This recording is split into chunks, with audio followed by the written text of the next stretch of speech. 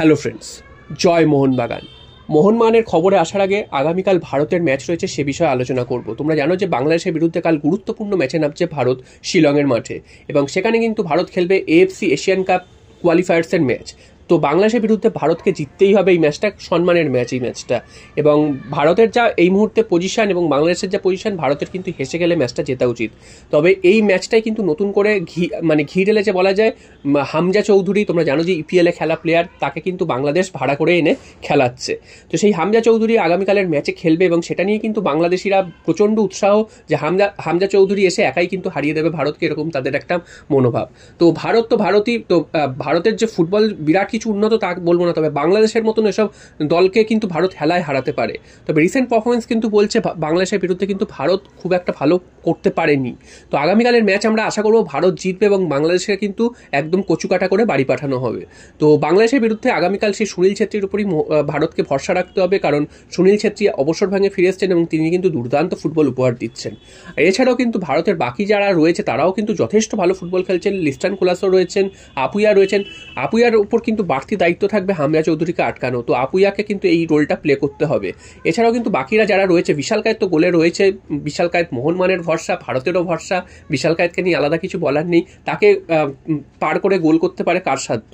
এছাড়া কিন্তু ডিফেন্সও কিন্তু যথেষ্ট শক্তিশালী ভারতের বাংলাদেশের তুলনায়। তো সেদিক থেকে দেখলে মনে হবে যে ভারতের কিন্তু এই ম্যাচটা হেসে খেলে জেতা উচিত। তবে ম্যাচটা কিন্তু মাঠে হবে, কথায় কিন্তু হবে না। তো মাঠে নেমে কিন্তু ভারতকে সেই কাজটা করে দেখাতে হবে। ভারতের র্যাঙ্কিং এই মুহূর্তে 126, বাংলাদেশের সেখানে প্রায় 160-এর কাছাকাছি।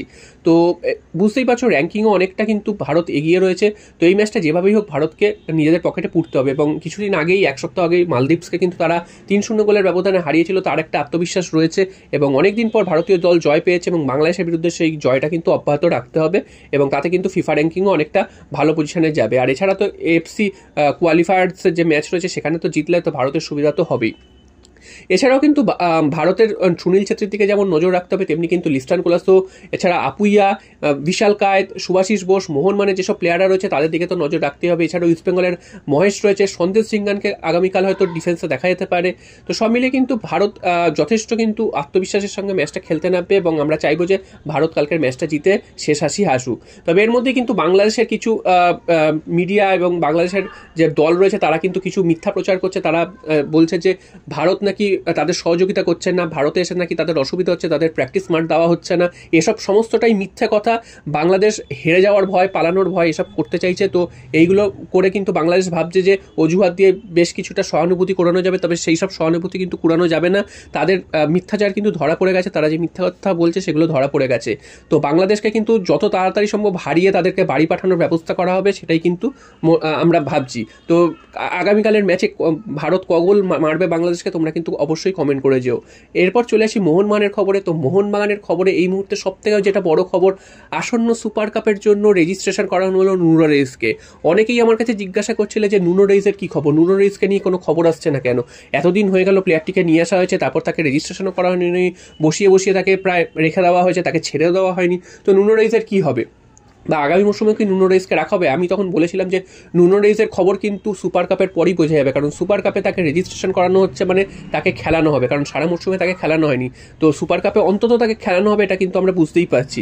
তো সুপার কাপে তার পারফরমেন্সের উপর বিচার করে কিন্তু আগামী মৌসুমে তিনি থাকবেন কি থাকবেন না সেটা কিন্তু নির্বাচন করা হবে।